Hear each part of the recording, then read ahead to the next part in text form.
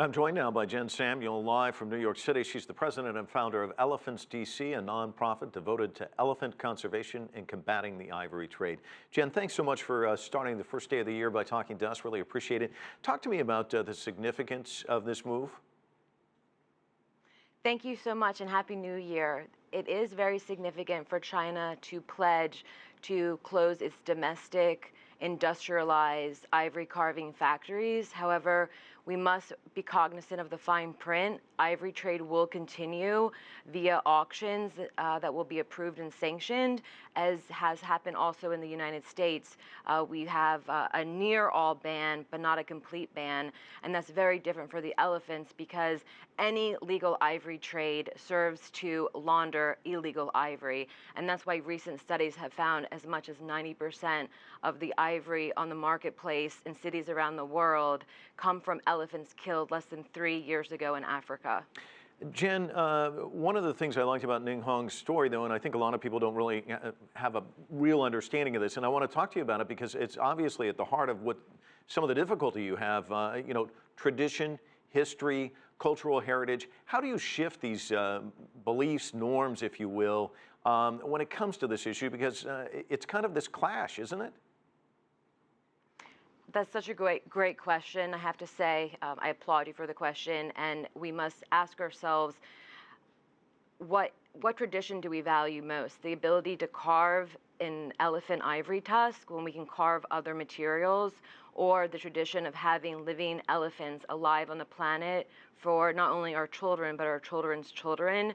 We have to make tough choices in terms of the future of the environment ecosystems that are vanishing, that are being reaped for resources in Africa, from the north to the south and east to the west.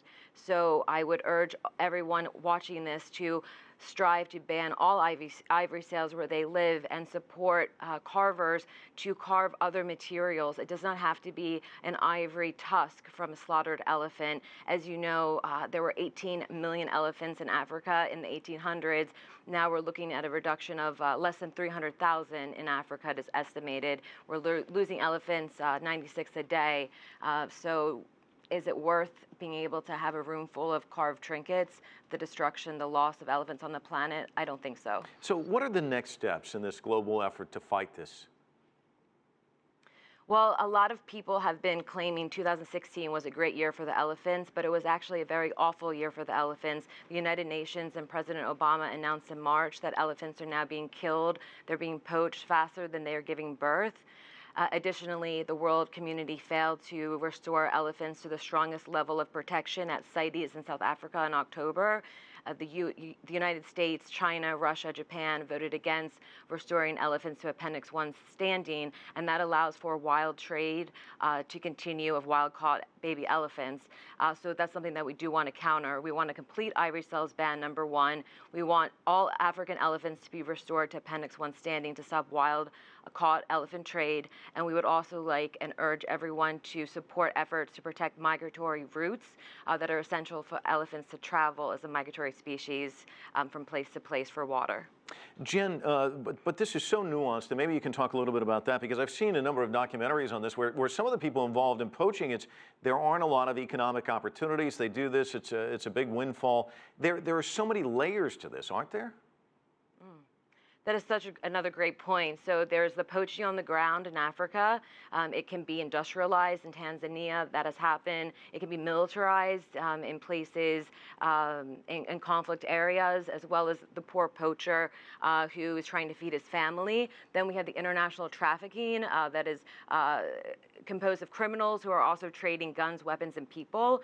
And then we have the buying. So something that we can do in America and in China is, if you have a moment where you want to buy a piece of ivory for a wedding present because that's a tradition, ask yourself what not doing by not buying that ivory product will do in the end. The Americans all around this country are still buying ivory, millionaires. I've seen it in different auction houses.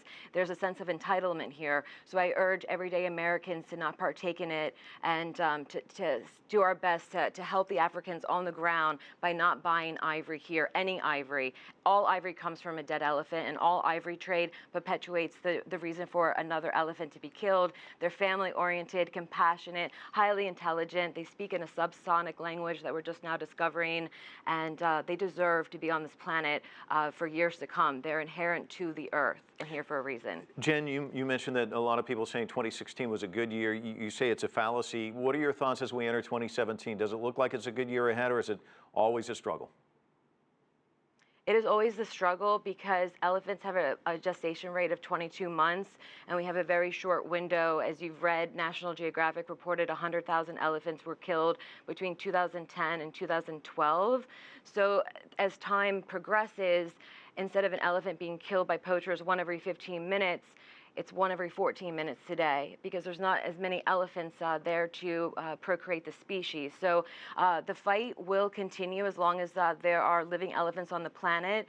Unfortunately, there are people that are stockpiling ivory, and I do fear that ivory poaching will increase because China's pledge to close its factories will happen in 365 days from now in full, and in that time, they'll have more traffickers wanting to export illegal ivory out of Africa.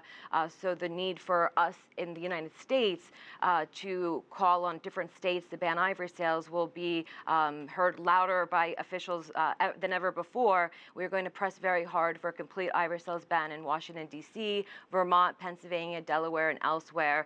We do have the great state of New Jersey and France, which took action and banned all ivory sales without exception. That's really the best way to save the species, a complete and total ban. Jen Samuel joining us from New York. Thanks so much.